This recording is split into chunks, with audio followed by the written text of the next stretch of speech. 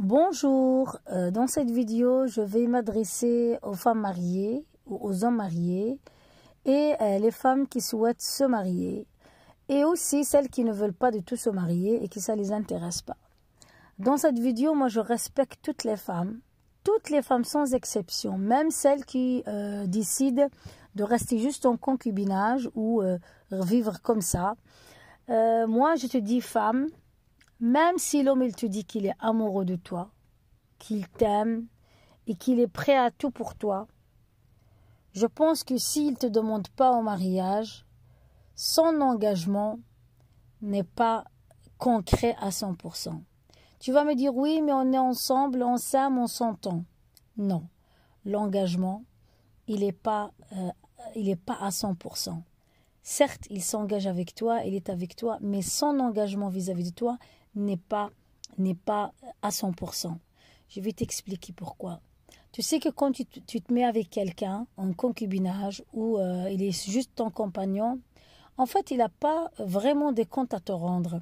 C'est-à-dire qu'il peut avoir une double vie, il peut faire des choses, tu ne sais pas, et même si tu en as marre de cette situation et tu veux te séparer, tu n'as pas des droits vis-à-vis, tu n'as pas les droits que tu dois avoir vis-à-vis de lui. Surtout si tu es une femme qui n'a pas de ressources, une femme qui ne travaille pas, une femme qui n'a pas de salaire, et tu acceptes de vivre dans un couple, vivre comme ça. Parce que justement, s'il arrive quelque chose, tu ne peux rien faire vis-à-vis de la justice. Tu te sépares et c'est bon. Donc c'est-à-dire que cet homme-là, il t'a juste rencontré comme ça, il a fait une vie comme ça avec toi, il te met dans un foyer, donc tu lui as rien coûté. Donc, et comme tu lui as rien coûté, pourquoi il va se battre? Donc il n'y a pas de défi à relever, il ne va pas se battre pour toi, ça si je te le dis. Mais quand il y a le mariage, il y a cet acte de mariage, il y a ce papier-là, c'est un engagement. Et moi, je suis sidérée d'entendre certains qui me disent « Oui, mais il n'y a que des divorces, il y a des milliers et des milliers de divorces tous les jours, ça ne sert à rien de se marier. » Ben non, je ne suis pas d'accord avec toi. Et tu te mets comme ça en couple et après tu vas aussi te séparer. Donc au contraire, moi je préfère quand même avoir un acte de mariage parce que le jour de séparation, il y aura des lois. Tu sais que même au niveau de l'héritage, tu es mal barre, tu n'as rien. Donc il n'y a pas de concret. Et je veux te dire une chose, que quand on est marié, le mariage, il y a quand même une vertu sur la femme quand elle est mariée. Il y a mariage. Quand tu dis que mon compagnon, et puis je préfère encore être seule comme ça, à vivre chez moi séparée, et le compagnon dans chez lui, que dire que je suis avec un compagnon, et encore tu fais des enfants avec. Il y a beaucoup de gens qui disent oui, on est heureux, mais ce sont des couples qui ne durent pas si longtemps. Beaucoup se séparent facilement parce qu'il n'y a pas de... comment dire, il n'y a pas d'engagement concret. Quelqu'un qui se demande au mariage, c'est un engagement concret. Tu es dans ses biens, tu as plein de choses, mais à condition de choisir le bon contrat de mariage. Et là, je tire la sonnette d'alarme. Il y a quelqu'un qui va venir te demander ta main, mais il ne va pas te marier et t'épouser avec le bon contrat de mariage. Toi, tu es femme au foyer, tu restes à la maison, tu as un contrat de mariage. Bien sûr, il va te dire, oui, c'est pour te protéger. Comment ça pour me protéger? Au contraire, pour me protéger, je dois mettre avec toi dans tes biens. Ok?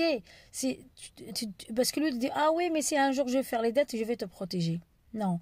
Moi, cette vidéo, moi, j'aime beaucoup le monde spirituel. Mais là, le monde spirituel, il te demande aussi d'être éveillé sur tous les points, même vis-à-vis des lois. Donc toi, tu es femme au foyer et tu acceptes de te marier avec un contrat de séparation de biens. Souvent, cela arrive à des femmes qui viennent de l'étranger, elles ne connaissent pas les lois européennes. Et moi, j'ai regardé toutes les vidéos sur YouTube. En tout cas, je ne suis jamais tombée sur un YouTuber ou un coach qui parle de cet aspect-là de la loi. Parce que beaucoup de femmes souffrent à cause de ça. Elles se sont engagées pendant des années dans un mariage. Et à la fin, l'homme, il part avec une femme beaucoup plus jeune, il se met avec une autre femme et il va la dégager même de chez lui et la femme se trouve sans rien. Donc moi, les filles qui veulent se marier ou celles qui veulent se marier bientôt, moi je te conseille que si tu veux avoir un contrat de mariage, tu en fais un. Tu en fais un, mais tu choisis le bon. Surtout pas la séparation des biens. Maintenant, si toi tu es millionnaire et tu te mets avec quelqu'un que tu as peur qu'il te prenne tes biens, eh ben, rien ne t'empêche de faire un contrat de séparation réduit aux acquis. C'est-à-dire que tout ce que tu avais avant de rencontrer ce type, lui, il n'a rien à voir dans ces biens-là.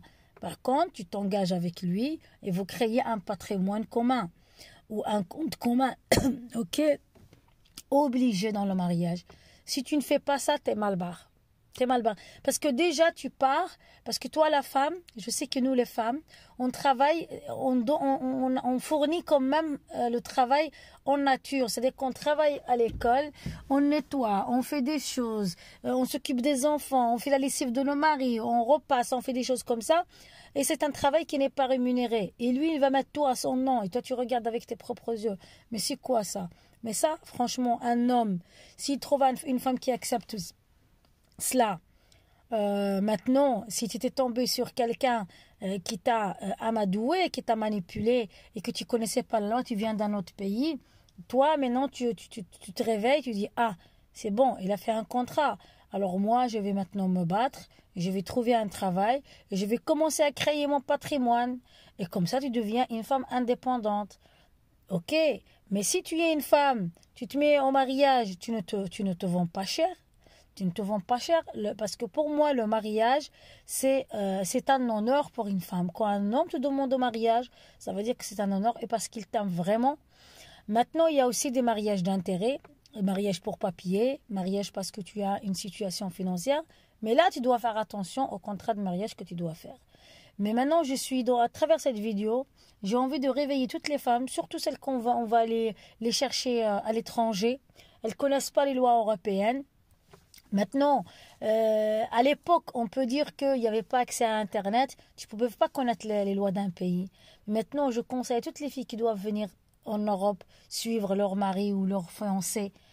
S'il vous plaît, connectez-vous sur le site Internet de toutes les ambassades, de tous les consulats et toutes les ambassades du monde entier ou du pays dans lequel vous allez voyager, pour connaître les lois, parce que justement, chaque gouvernement, il a un site où il explique tout, le travail, tout, il t'explique tout, les organismes, quel type de contrat, qu'est-ce que cela t'engage, quelles sont les conséquences, quels sont les avantages et les inconvénients.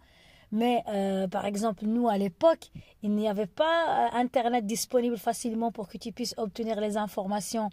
Il y a des gens maintenant, tu peux connaître tout sur un pays sans même le visiter. Tu peux tout connaître, tu peux voir tout en direct sur un pays. Tu peux visiter un pays tout en étant chez toi dans ton pays étranger.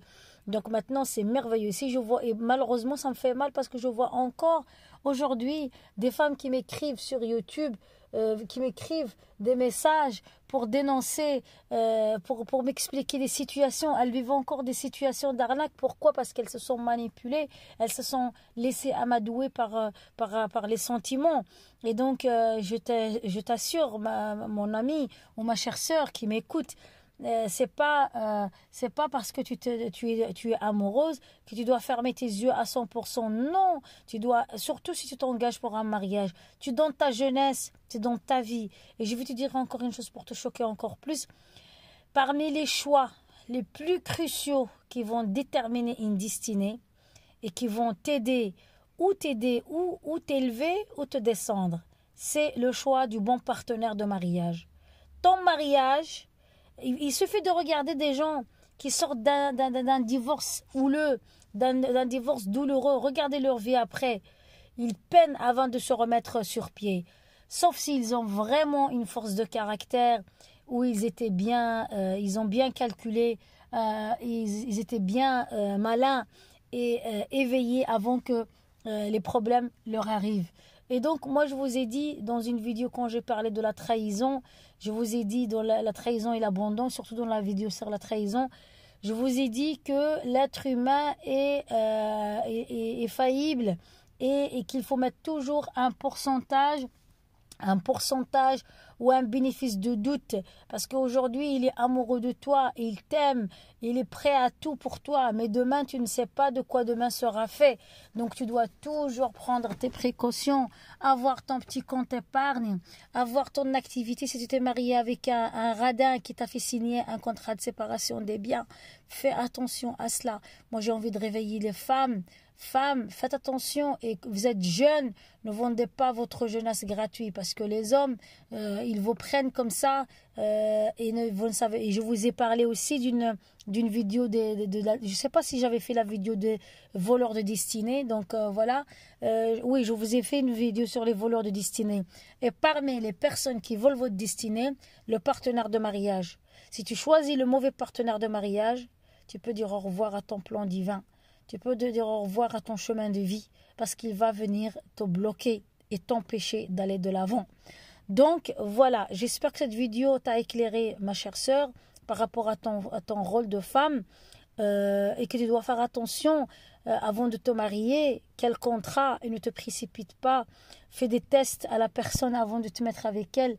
Et les femmes au foyer, je vous assure que vous méritez le meilleur, et sachez que ce que vous faites au foyer, c'est un travail à part entière. Et parfois le travail au foyer, moi qui travaille à l'extérieur, je sais que parfois je suis beaucoup plus relax à mon bureau, à l'extérieur, qu'en venant chez moi à la maison, parce qu'il y a tellement à faire chez soi. Il y a les enfants, il y a ci, il y a ça, il y a le linge, il y a ça, il manque les chaussettes d'un tel, il faut ressortir la poubelle, il faut ranger, il faut accrocher un rideau, il faut, voilà, il y a plein de choses. Il faut faire les courses, il faut préparer à manger pour midi, pour le soir. L'enfant est malade, il faut appeler le médecin, il faut prendre rendez-vous pour un dentiste. Je vous assure, mes amis, que ce n'est pas facile pour une femme qui travaille. La femme, c'est trop. C'est trop, c'est trop, c'est trop.